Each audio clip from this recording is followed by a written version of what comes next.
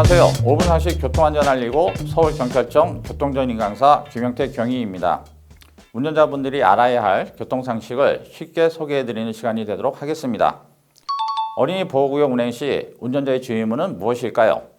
어린이 보호구역 내에서 운전자는 속도를 준수하고 어린이의 안전에 유의하면서 운행하여야 하는데 이를 위반하고 운전하다 사고를 냈을 때 적용합니다. 보호대상 어린이는 몇 살일까요? 만 13세 미만인 어린이를 말합니다. 이때 보호대상 어린이는 보행 중이 아닌 자전거를 타고 있는 어린이도 대상이 됩니다. 그럼 어린이 보호구역에서 보호대상 어린이에서 제외하는 경우가 있을까요? 차에 승차 중인 어린이만 제외됩니다. 운전자가 차에 어린이가 타고 있다는 것을 쉽게 인식할 수 없기 때문입니다. 최근 법 개정으로 어린이 보호구역 사고 처벌 규정이 변경되었습니다.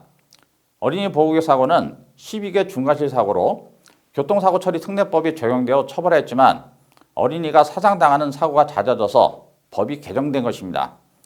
따라서 어린이 보호구역 사고는 교통사고 처리 특례법이 적용될 때가 있고 특정 범죄, 가중처벌 등에 관한 법률 위반이 적용될 때가 있게 된 것입니다. 그 적용 기준은 차의 종류에 따라 나누게 됩니다.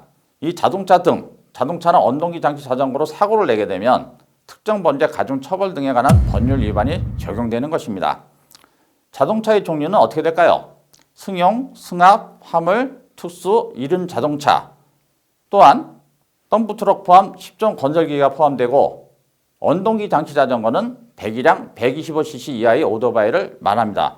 이런 자동차와 언동기 장치 자전거를 운전하다가 어린이 보호구역에서 어린이를 사상하면 특정 범죄, 가중처벌 등에 관한 법률 위반이 적용되어 부상 시 1년 이상 15년 이하의 징역 또는 500만 원 이상 3천만 원 이하의 벌금, 사망 시는 무기 또는 3년 이상의 징역으로 처벌받게 됩니다.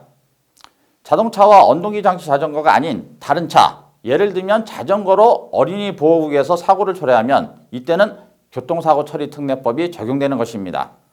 자, 그럼 전동 킥보드로 어린이 보호구역에서 사고를 초래했다. 특가법이 적용될까요?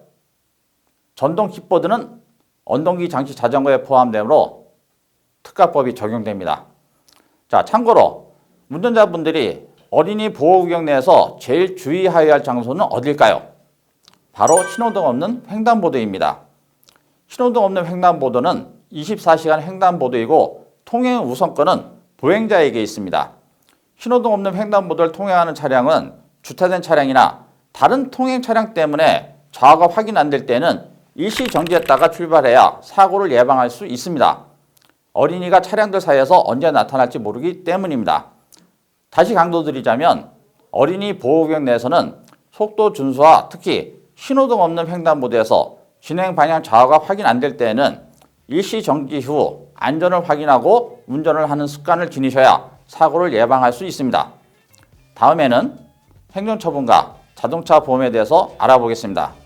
지금까지 교통안전 알리고 서울청 교통강사 김영태 경위였습니다.